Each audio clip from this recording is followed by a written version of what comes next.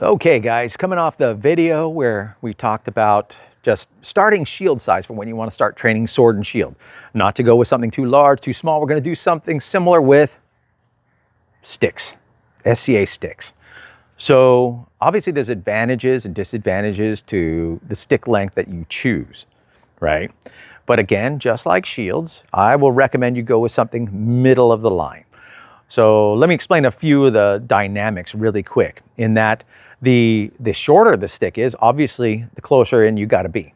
So it's really good at A range where we're right up here and we're going to slug it out. Okay, it's good and it's fast. The shorter you make your stick, the quicker it moves on the same density and cut of rattan. The longer it gets, the slower it moves. But the longer range we have, I can hit you from here with a longer stick than this. You know, like a 42, I can reach out and hit people from long range, which is great. Unfortunately, overall, it moves slower. The shorter stick, for the same density down the length of the rattan, hits lighter. It goes a little faster, it goes speedier, but the amount of mass impacting and moving through the target is lower. The longer blade, moving slower, though, it has a greater deal of mass in the blade section that's going to be striking your target, so it hits harder. So shorter is faster. Longer is slower. Shorter is faster but hits lighter. Longer is slower but hits harder. Now, you can compensate with thicker rattan, right?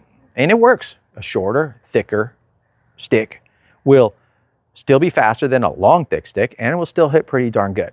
A long, narrow stick will be faster than a long, thick stick. So, but what I recommend for everybody pretty much is get something that's about a 34. You can throw a little thrust on it. This is, well, thrust tip's still coming off because I'm lousy at maintaining my gear right now. In any case, so a 34, instead of like a 36 or 38 or 40, or instead of like a 30 or a 32, we have to get in real close. The 34 still allows you, with better body posture and mechanics, I don't know how far I can hit somebody away. Boom. I mean, I could probably stretch it even further. You know, you can still get range on people, right? I mean, if I get way over here, you can kind of see it. You know, I can still get in there. But then it's also short enough that I can work in close by shallowing my arm out and hit some gaps.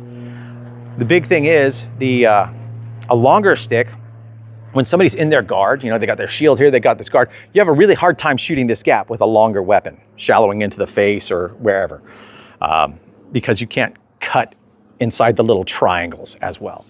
And a shorter stick, you can get in there, but then you have a hard time reaching out like around my guard to hit me because it's such a short weapon. So I recommend going with a 34. It'll be a combination of speed, precision, range, attacking, and closer in combatives.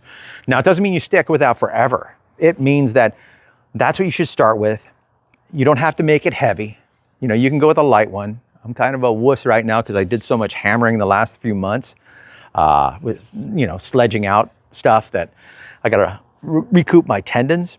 But go with something that's 34. It'll work really well for you. You can learn to compensate a little bit for range, and you can also learn to compensate for being in really close range and still being able to hit gaps. So with the longer sword, you start relying on certain techniques only. With a shorter sword, you end up relying on certain techniques only, just like a large or small shield.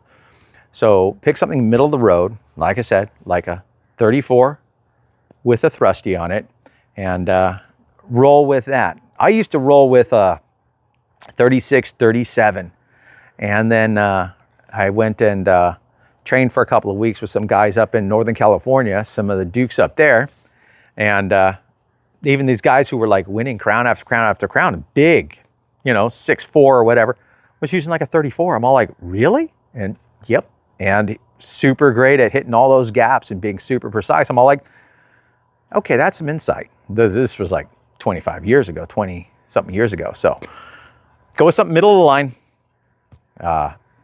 33, I'd say 34. Maybe you go with a 35 with a thrust, but I'd still go with a 34 so that you can work all the techniques we go over here on this channel.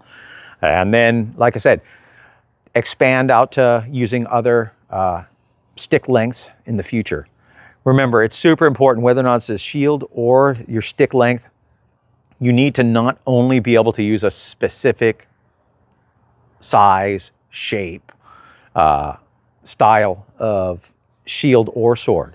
Learn everything. But for right now, while you're working on everything, probably until you hit middle tiers, like middle unbelted level, you should probably, stick to something standard, middle of the road on both stick and shield, and get to training. Alrighty, guys. Talk to you later.